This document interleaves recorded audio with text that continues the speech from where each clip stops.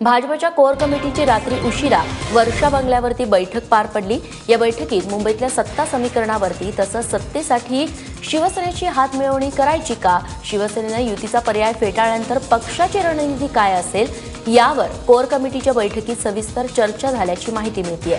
त्याशिवाय भाजपच्या महापौर पदाच्या उमेदवाराच्या नावावर देखील याच बैठकीत शिक्कामोर्तब होणार का, हे होणार होतं कारण आज महापौर पदाचा अर्ज भरण्याचा दिवस आहे। मुंबई भाजपचे अध्यक्ष आशिष शेलार, शिक्षण मंत्री विनोद तावडे, महिला आणि बालकल्याण मंत्री पंकजा मुंडे तसंच चंद्रकांतदादा पाटील आणि इतर प्रमुख नेते या बैठकीसाठी उपस्थित होते। मुंबई महापौर पदाच्या निवडणुकीत आणखी एक नवा ट्विस्ट निर्माण झालाय। महापौर निवडीसंदर्भात मनसेकडे सर्व पर्याय खुले आहेत, त्यामुळे आम्हाला कुणीही गृहीत धरू नये असं मनसेचे नेते नितीन सरदेसाई यांनी म्हटलंय। मनसेच्या या भूमिकेमुळे शिवसेना गॅसवरती असल्याचं चित्र आहे, तर मनसेचे गटनेते दिलीप लांडे यांनी महापौर पदासाठीचा उमेदवारी अर्ज चिटणीस कार्यालयातून घेतलेला आहे। त्यामुळे मनसे देखील महापौर पदासाठी होणाऱ्या निवडणुकीत उमेदवार उतरवणार की काय अशी चर्चा सुरू झाली आहे। मनसेसाठी सर्व पर्याय या क्षणाला खुले आहेत आणि मनसेला कोणी गृहीत धरून चालू नये। आणि ह्याच्या पुढची एक गोष्ट म्हणजे की मुंबईचा महापौर हा मराठी असेल एवढं मात्र नाही की कोणी आम्हाला गृहीत धरण्याचा प्रयत्न करू नये। आमच्यासाठी कोणी अस्पृश्य नाही आणि कोणाच्या दावणीला सुद्धा आम्ही बांधले गेलेले नाही। आमच्यासाठी सर्व पर्याय या क्षणापर्यंत खुले आहेत। भाजप शिवसेना एकत्र येतील याची 200% खात्री असल्याचा विश्वास महसूल मंत्री चंद्रकांतदादा पाटील यांनी व्यक्त केलाय।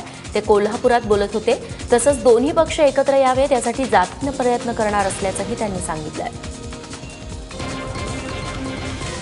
मला 100% नाही 200% खात्री आहे आणि आपण मला पाहता की माझं इंट्युशन असं आहे की 200% न्यायाने आणि समन्वयाने प्रश्न संपवेल। न्यायाने अशा अर्थाने की बा ज्या सीट्स आहेत दोघांच्याही त्याचा विचार करून काही फॉर्म्युला समोर येईल।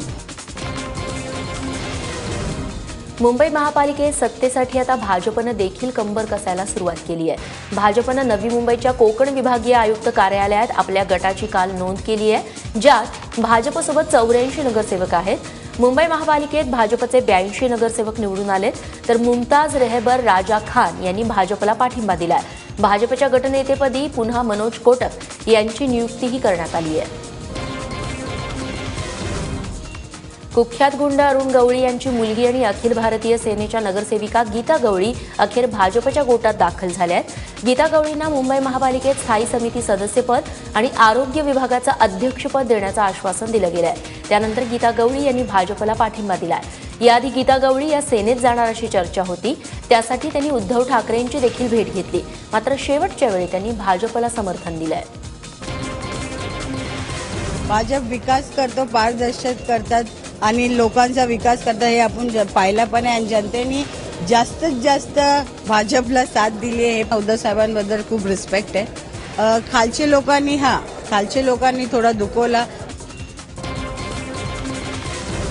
मुंबई महापौर पदाच्या निवडणुकीवरून राष्ट्रवादी काँग्रेस संजय निरुपम यांच्याऐवजी काँग्रेसच्या वरिष्ठ नेत्यांशी चर्चा करणार आहे। मुंबईत काँग्रेस शिवसेनेला अप्रत्यक्ष मदत करण्याची शक्यता आहे, कारण मुंबई महापौर पदाच्या निवडणुकीसाठी काँग्रेस आपला उमेदवार उभा करणार आहे। त्यासाठी काँग्रेसकडून विठ्ठल लोकरे यांचं नाव पुढे येतंय। महापालिकेत काँग्रेसनं उमेदवार दिला तर बहुमतासाठीचं संख्याबळ कमी होईल आणि त्याचा फायदा शिवसेनेला होण्याची शक्यता आहे। मुंबई महापौर पदाच्या निवडणुकीत काँग्रेसला पाठिंबा द्यावा यासाठी संजय निरुपम यांचा फोन आला होता, अशी माहिती राष्ट्रवादी काँग्रेसचे मुंबई अध्यक्ष सचिन अहिर यांनी दिली आहे। याबाबत राज्य स्तरावरती चर्चा करून त्याबद्दल निर्णय घेऊ असंही सचिन अहिर म्हणाले। काँग्रेस पक्षाचे अध्यक्ष त्यांनी मला काली संपर्क केला होता। आजही याबाबतीतली चर्चा झालेली आहे। ही चर्चा फक्त मुंबईपुरताच मर्यादित न ठेवता एकंदरीत राज्यभरामध्ये ज्या जिल्हा परिषद आहेत किंवा नगरपंचायत किंवा महानगरपालिका आहेत यामध्ये कसं सोबत जायचं ह्याची चर्चा आता त्यांच्या स्तरावरती प्रलंबित आहे आणि म्हणून मुंबईची चर्चा राज्याबरोबर करायचा निर्णय झालेला आहे आणि आज उद्यामध्ये त्याचा निर्णय ते होईल। मुंबई महापालिकेत भाजपनं पारदर्शकतेचा आग्रह धरल्यानंतर आता शिवसेना देखील आक्रमक झाली आहे आणि राज्याचा कारभार देखील पारदर्शक पद्धतीनं व्हावा असा आग्रह शिवसेनेनं धरलाय। ज्याप्रमाणे महापालिकेच्या स्थायी समितीच्या बैठकीत पत्रकार आणि विरोधी पक्ष नेत्यांना स्थान दिलं जातं, त्याचप्रमाणे कॅबिनेट बैठकीत देखील स्थान दिलं जावं, अशी भूमिका शिवसेनेचे मंत्री एकनाथ शिंदे तसंच दीपक सावंत यांनी मुख्यमंत्र्यांपुढे मांडली आहे. विधान परिषदेचे विरोधी पक्षनेते धनंजय मुंडे यांच्या शासकीय निवासस्थानी काँग्रेस आणि राष्ट्रवादी काँग्रेसच्या नेत्यांची बैठक पार पडली. या बैठकीला अशोक चव्हाण, राधाकृष्ण विखे पाटील, पतंगराव कदम, धनंजय मुंडे, जयंत पाटील हे सगळे नेते उपस्थित होते. बैठकीत नुकत्याच झालेल्या महापालिका आणि जिल्हा परिषदांच्या निवडणुकांच्या निकालावर सखोल चर्चा करण्यात आली. तसंच अर्थसंकल्पीय अधिवेशनात सरकारला कोंडीत पकडण्यासाठी काँग्रेस आणि राष्ट्रवादी काँग्रेसनं रणनीती आखल्याचं समजतंय. मुंबई काँग्रेसचे अध्यक्ष असतील किंवा राष्ट्रवादी मुंबई काँग्रेसचे अध्यक्ष मुंबईचे अध्यक्ष असतील, या दोघांची या विषयाची चर्चा त्यांच्या स्तरावर अद्याप सुरू आहे. त्यांच्याकडून मग प्रस्ताव आल्यानंतर मग आम्ही कदाचित प्रदेश पातळीवर सर्वांची भूमिका याच्यामध्ये घेतली जाईल.